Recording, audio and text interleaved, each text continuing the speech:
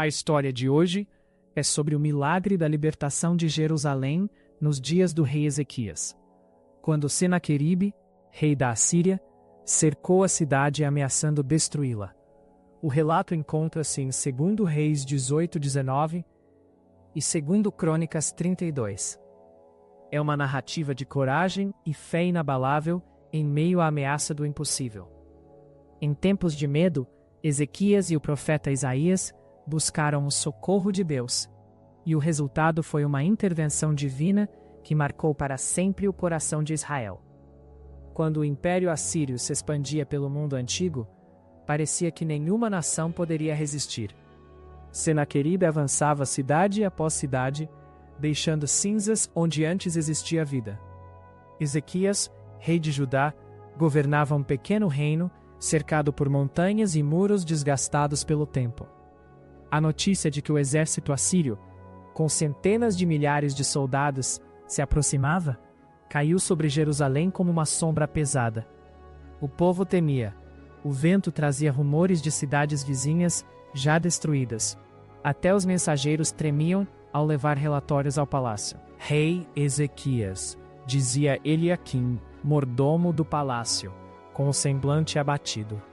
Rabsaque, o comandante de Senaqueribe, está às portas de Jerusalém. Ele ri de nós. Disse que nem mesmo todos os cavalos de Judá seriam suficientes para segurar um só capitão da Assíria. O rei elevou o olhar. Havia fé em seus olhos, mas também tristeza. Eliaquim, nenhum muro é forte o bastante se o coração do povo estiver fraco. Mas nós servimos ao Deus que fez os céus e a terra. Não tema. No dia seguinte, Rabsaque veio diante dos muros de Jerusalém. Com voz alta, zombava em hebraico para que todos entendessem. Não deixem Ezequias enganar vocês. Nenhum Deus das terras conquistadas salvou seu povo. O Deus de Jerusalém também não os livrará. As palavras ecoavam como flechas, atingindo as muralhas e os corações. Os oficiais de Ezequias mandaram o povo ficar calado. Ninguém deveria responder. O silêncio era o último refúgio de quem ainda cria.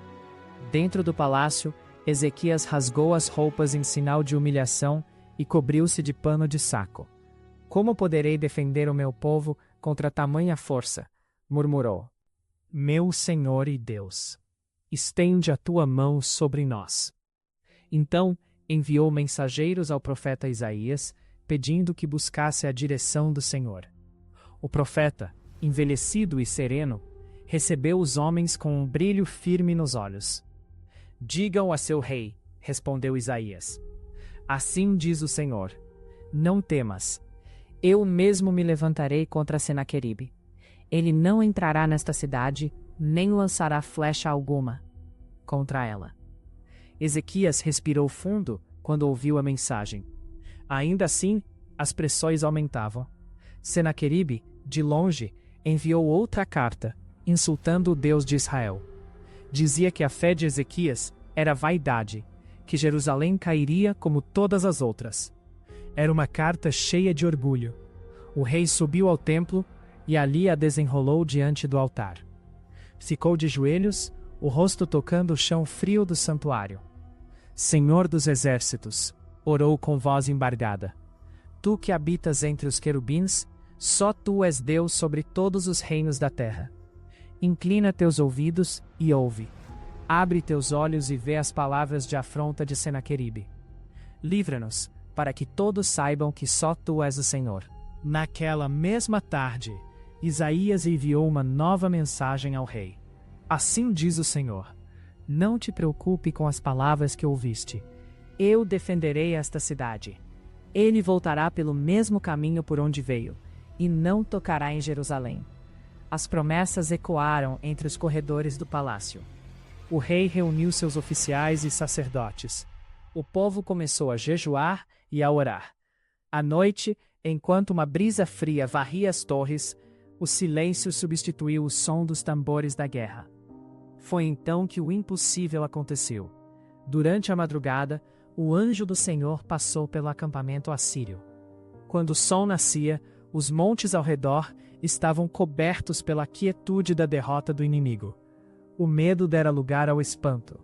Os vigias nas muralhas observavam confusos o vale abaixo. Olhem! Gritou um deles, apontando para as tendas do exército. Não há movimento.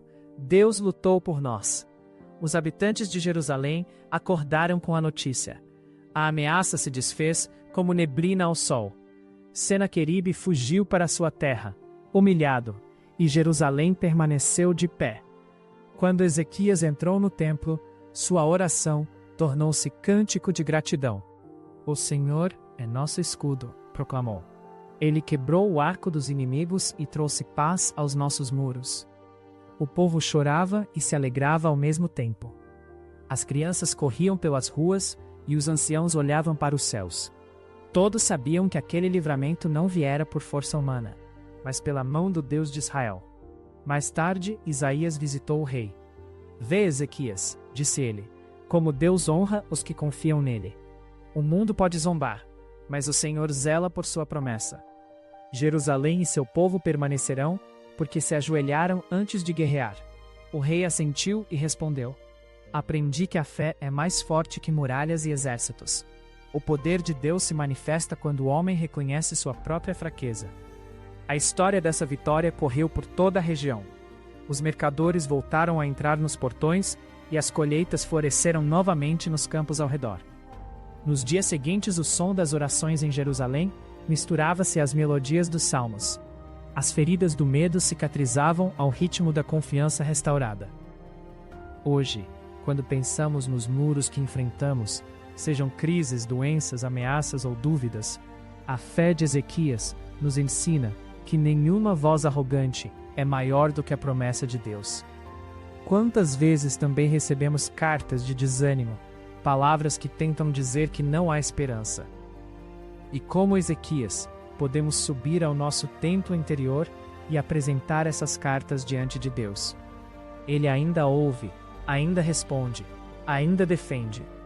A libertação de Jerusalém não fala apenas de um evento passado, mas de um princípio eterno. Quando o coração se prostra, Deus se levanta. Quando reconhecemos que não temos forças, Ele mostra sua força. Nas batalhas de hoje, seu cuidado é o mesmo, seu poder permanece. Lembre-se, um exército inteiro não foi suficiente para destruir o povo que confiou no Senhor.